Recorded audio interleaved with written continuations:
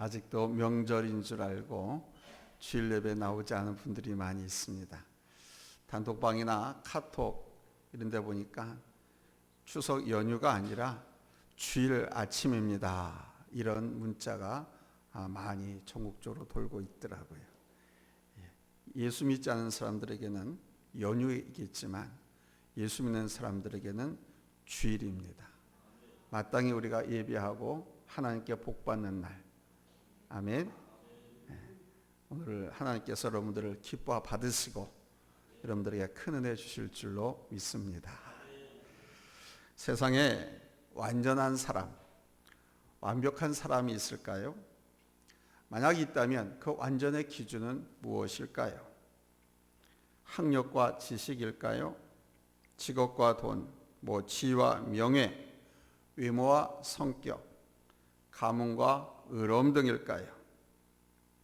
만약 이러한 것들이 다 채워지면 완전한 것일까요? 무엇이 완전한 조건일까요? 또 이런 사람이 과연 있을까요? 영국의 종교개혁자요 신학자요 감리교 창시자인 요한 웨슬레는 이 지상에는 여한 절대적 완전은 존재하지 않는다라고 말했습니다.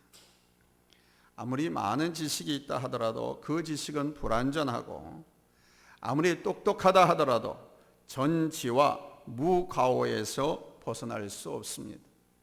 아무리 건강해도 병이 들어 죽습니다. 아무리 부자라고 해도 만족하지 않고 행복하지 않습니다. 아무리 의인이라고 해도 하나님 앞에서 그는 죄인에 불과합니다. 이렇게 모든 사람은 이런저런 면에서 약점을 다 갖고 있습니다. 때문에 이 세상에 완전한 사람, 퍼펙트맨, 완벽한 사람은 없습니다. 그런데 성경에 보니까 세상에는 없다고 하는 이 완전한 사람, 퍼펙트맨이 있다라고 말씀하고 있습니다. 그러면서 우리에게 완전하라고 말씀하십니다. 본문 9절에서 말씀합니다. 노아는 의인이요 당대의 완전한 자라. 그는 하나님과 동행하였으며. 노아는 의인이고 당시 시대에 완전한 사람이다라는 것입니다. 그리고 하나님은 성경 곳곳에서 우리 하나님의 자녀들인 성도들에게 완전하라고 말씀하는 것을 볼 수 있습니다. 먼저 하나님은 창세기 17장 1절에서 아브라함에게 완전하라고 말씀하셨습니다. 아브라함이 99세 때에 여호와께서 아브라함에게 나타나서 그에게 이르시되 나는 전능한 하나님이라. 너는 내 앞에서 행하여 완전하라. 또한 신명기 18장 13절에서 하나님은 모세에게도 동일한 말씀을 하셨습니다. 너는 내 하나님 여호와 앞에서 완전하라. 우리 예수님도 마태복음 55장 48절에서 산상수훈을 말씀하실 때 이 말씀을 하셨습니다. 그러므로 하늘에 계신 너희 아버지가 온전하신 같이 너희도 온전하라. 사도 바울도 교회를 향하여서 고린도후서 13장 11절에서 마지막 당부의 말로 온전하기를 당부하고 있습니다. 마지막으로 말하노니 형제들아 기뻐하라. 온전하게 되며 위로를 받으며 마음을 같이하며 평안할지어다. 또 사랑과 평강의 하나님이 너희와 함께 하시리라. 거룩하게 입맞춤으로 서로 문안하라. 그렇다면 이 세상에서 완벽한 사람은 없다, 완벽할 수 없다라고 하는 말은 잘못된 말이 되겠죠. 완전할 수 없다라고 하는 것은 우리 인간의 변명입니다. 인간적인 기준으로는 완벽이 어느 정도인지도 알 수가 없습니다. 죄인이 죄인을 판단하기 때문에, 그리고 인간의 욕심은 끝이 없기 때문에 완벽이란 없다고 볼 수 있습니다. 그러나 하나님 안에서 완전함은 있을 수 있습니다. 왜냐하면 우리 하나님은 완전하신 분이시거든요. 하나님께서 완전하시면 그분의 형상대로 창조받은 우리들, 그분의 형상을 닮은 우리 또한 그 완전함으로 나갈 수 있다는 결론입니다. 하나님이 온전하신 분이시기 때문에 온전하신 하나님이 온전하라고 하면 온전할 수 있는 것입니다. 오늘 말씀을 통해서 바로 이 시대 속에서 하나님 안에서 완전한 자로서 살아갈 수 있는 지혜를 배우고 우리 모두가 도전받기를 바랍니다.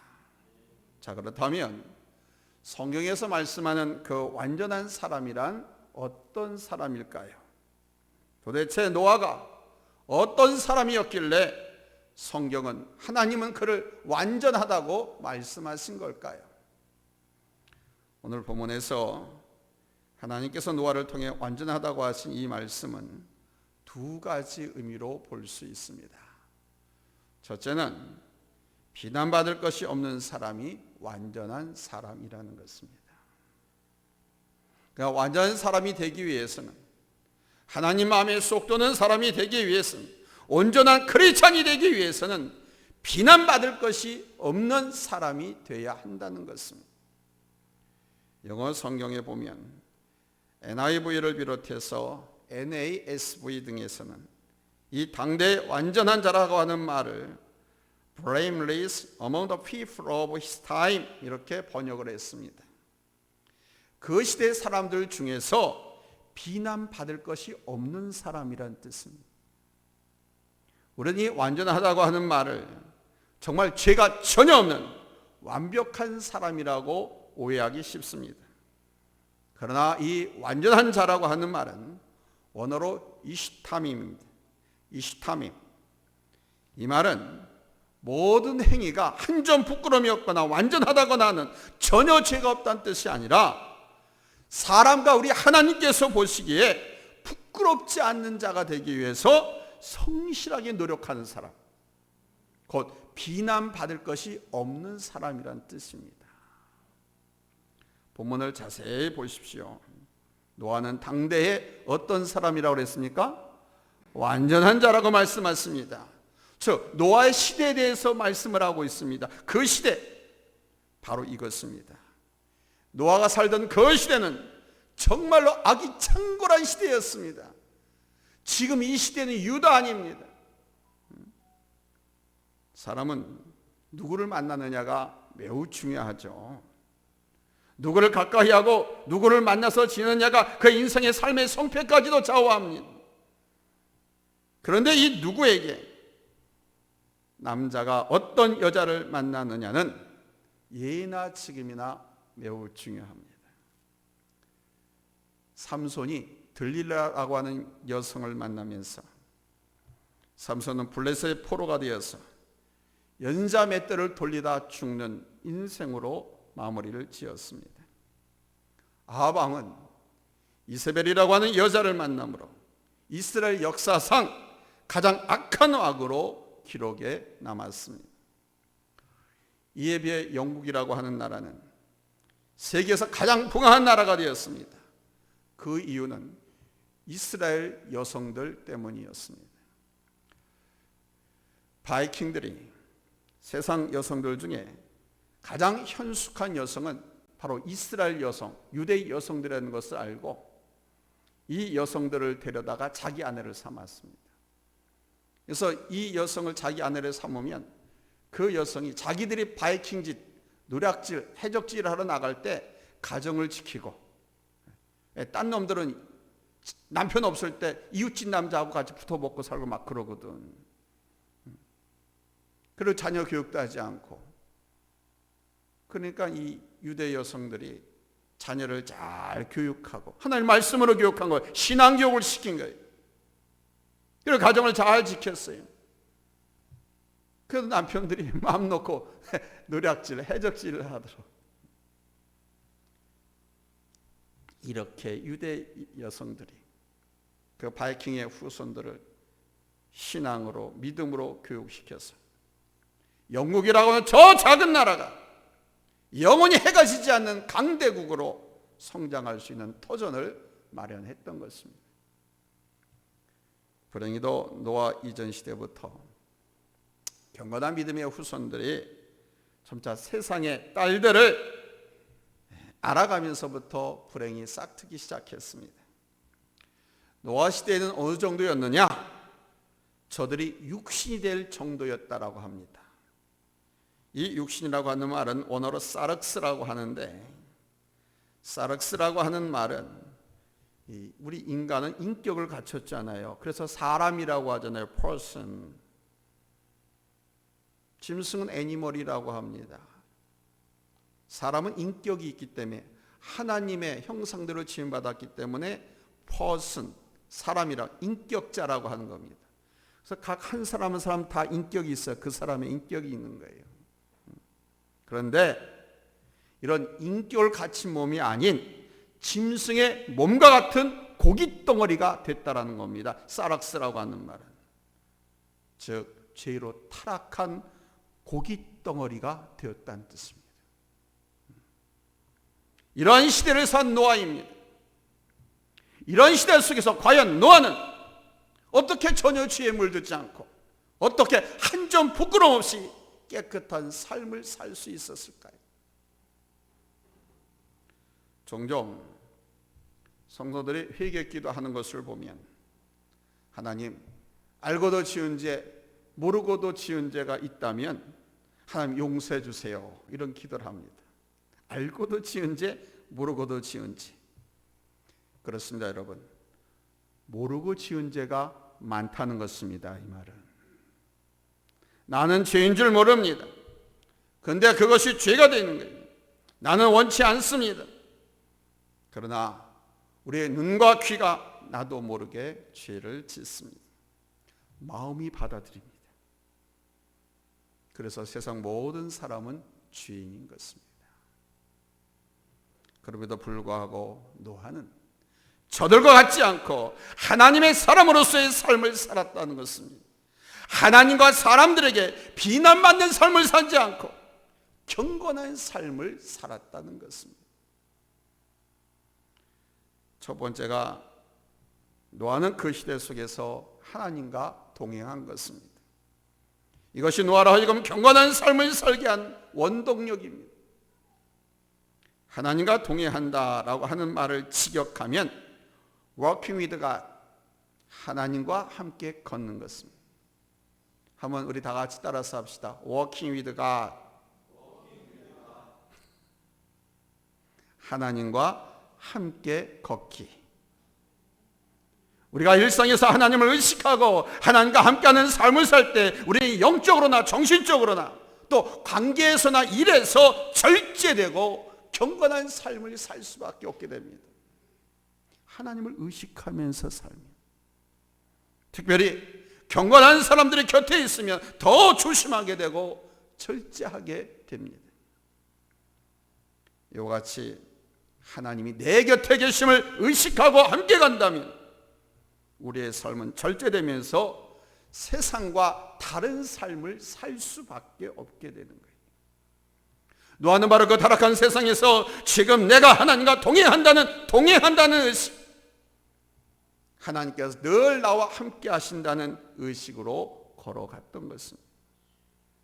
그리할 때 세상 사람들은 죄로 걸어 들어갔지만 노아는 중심을 잡고 하나님을 경외하며 살아갈 수 있었던 것입니다. 내 중심을 잡는 것이 중요합니다. 누구 이 사람 말 저 사람 말 세태풍조 유행 쫓아갈 일 없습니다. 성경도 그렇게 말합니다. 너희는 이 세대를 본받지 말라고. 중심을 잃어버리면 한쪽으로 기울 수밖에 없습니다. 그렇게 되면 한쪽으로 기운다는 것은 극단적인 삶이 된다는 겁니다. 당시 노아 시대의 사람들은 바로 이 중심을 잃었기에 세상 쪽으로 기울어 버린 것입니다.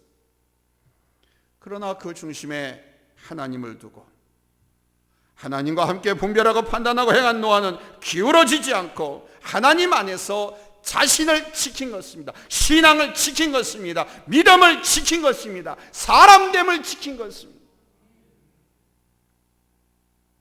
이 중심 잡힌 삶이 되었기 때문에 노아는 하나님께로부터 사람들로부터 비난받을 일을 하지 않게 된 것입니다. 두 번째로 노아는 믿음으로 하나님께 순종하는 삶을 살았습니다. 히브리서 11장에서 노아의 일생을 이렇게 요약하고 있습니다. 그는 하나님의 말씀을 믿었다. 하나님을 경외하며 순종하는 삶을 살았다. 그 믿음이 그의 가정을 구원하게 되므로 믿음의 증거가 되었다. 전적으로 노아는 믿음으로 살았습니다. 이 믿음이 있었기에 노아는 하나님께 순종하고 행동하는 삶을 산 것입니다. 여러분, 구약 성경에 나오는 여호수아 칼렙, 이 두 사람에 대해서 하나님께서 뭐라고 말씀하신 줄 아십니까? 민수기 14장 24절에 보면 특히 갈렙에 대해서 이렇게 말씀했습니다. 내 종 갈렙은 그 마음이 그들과 달라서 나를 온전히 따랐은즉 그가 갔던 땅으로 내가 그를 인도하여 드리리니 그의 자손이 그 땅을 차지하리라. 달랐다고 표현하고 있습니다. 세상 방법, 세상 사람들의 방법과 모습이 아니라 하나님의 방법과 모습으로 사는 것이 바로 다르게 사는 것이고 믿음의 삶을 사는 것입니다. 그렇습니다, 여러분. 오늘 우리가 살아가는 이 시대도 노아의 시대같이 악이 창궐한 시대입니다. 이런 시대에 하나님께 구원받고 하나님의 사랑으로 살고 있는 우리 성도들은 어떻게 살아야 되겠습니까? 하나님의 사람으로 설 수 있는 길이 무엇이겠습니까? 그것은 walking with God, 하나님과 동행하기를 힘쓰는 것입니다. Trying to working with God, 하나님과 동행하기를 힘쓰는 것. 내 의식 가운데 내 삶의 현장, 가정이든 직장이든 사업장이나 학교든 어디든지 간에 내 의식 가운데 하나님을 두고 하나님과 함께 살아가는 것입니다. 그리고 하나님의 뜻에 순종하며 내가 살아가는 삶이 하나님을 증거하는 삶이 되셔야 됩니다. 그리하면 비난받지 않는 사람으로서 온전한 자로서의 삶을 살게 되는 것입니다. 두 번째는 하나님의 목적에 부합한 사람이 되어야 합니다. 하나님의 목적, 하나님께서 교회를 세우신 목적이 있습니다. 그 목적에 부합되게 교회가 운영되어지고 일을 해야 교회가 부흥하고 성장합니다. 사람을 창조하시고 하나님께서 우리를 교회로 부르신 목적이 있습니다. 그 목적이 뭡니까? 저는 누누이 여러분들에게 말씀드렸습니다. 창조주인 그 하나님께서 사람을 지으신 목적, 창조주 하나님 당신을 예배하고 찬양하라고. 아멘. 당신을 예배하고 찬양하면서 하나님의 사랑과 은총과 인도와 보호가 우리와 함께 한다는 것을 세상 가운데 증거하는 삶을 살라고 우리를 만드셨습니다. 마태복음 5장 48절에 보니까 여러분 이 말씀 기억하십니까? 예수님께서 우리에게 하신 말씀입니다. 하늘에 계신 너희 아버지가 온전하신 것 같이 너희도 온전하라. 아멘. 여기서 이 온전하다라고 하는 말은 헬라어 원어로 텔레이오스라고 말합니다. 그런데 이 텔레이오스, 온전하다라고 하는 말을 킹제임스 버전 성경과 NIV 또 NASV 등의 성경에서는 퍼펙트, 완벽, 완전한 이렇게 번역을 했습니다. 퍼펙트, 텔레이오스는 퍼펙트로. 그리고 킹제임스 버전 성경은 오늘 본문에서 이 노아의 완전한 자라고 한 이 말에도 역시 퍼펙트라고 하는 단어를 사용했습니다.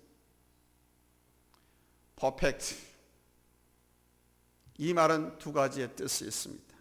하나는 목적, object, 목표, goal, 이것을 의미하고, 또 하나는 part, no part, 흠이 없다, 분할되지 않고 성숙되다라는 뜻이 있습니다. 즉 이 말을 하나로 모아보면 하나님의 목적에 부합되다, 곧 완전한 자란 누구냐? 하나님의 목적에 부합된 사람이라는 것입니다. 한번 따라서 합시다. 하나님의 목적에 부합된 사람. 그렇다면 하나님 앞에 완전한 사람으로 산다고 하는 것은 뭐냐?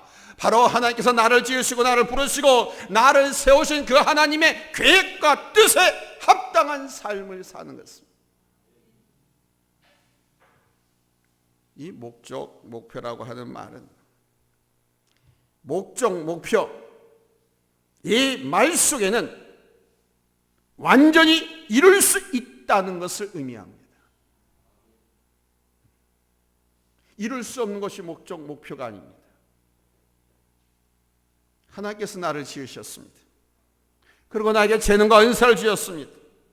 그 재능과 은사를 이 세상에 보내셨는데 그 보내신 목적을 알고 그분의 뜻을 온전히 이루는 것입니다.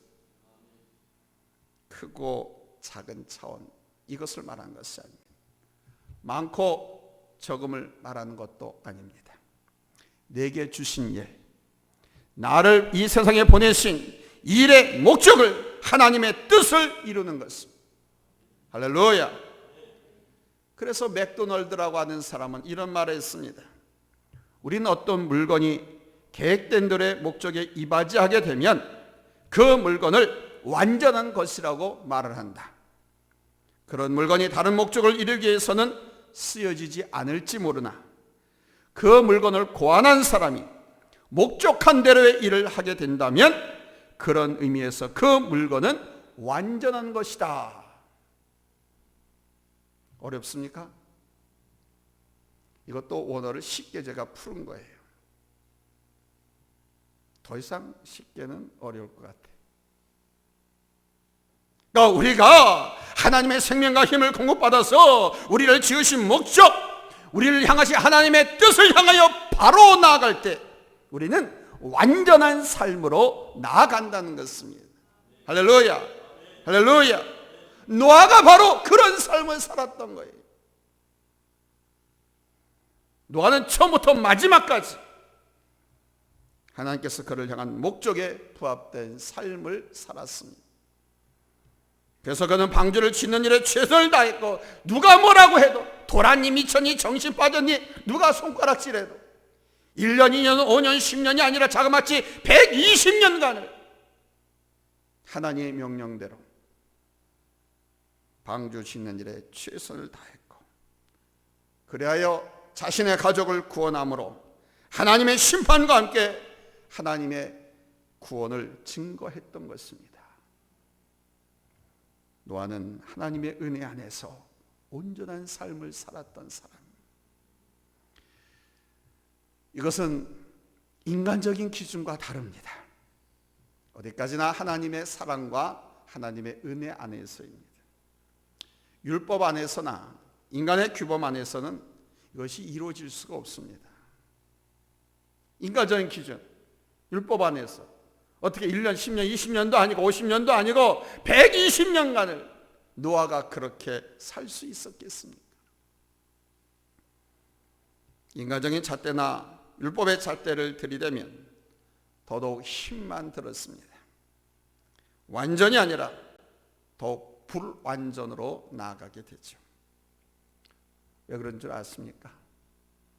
인간의 잣대나 율법의 잣대를 들이대면 더더욱 인간은 죄인됨이 드러나기 때문입니다. 그래서 하나님께서 우리에게 은혜를 허락하신 겁니다. 우리가 스스로 완전할 수 없기 때문에, 우리가 율법을 행한다고 해서 완전할 수 없기 때문에 우리를 위하여 자기를 십자가에 내어주셨습니다. 즉 제2의 성자 예수님을 십자가에 내어주셨습니다. 그리고 그 사랑 안에 있게 하셨습니다. 그래서 그 십자가 안에서 우리는 완전하게 되는 거예요. 그 안에 있으면, 아멘.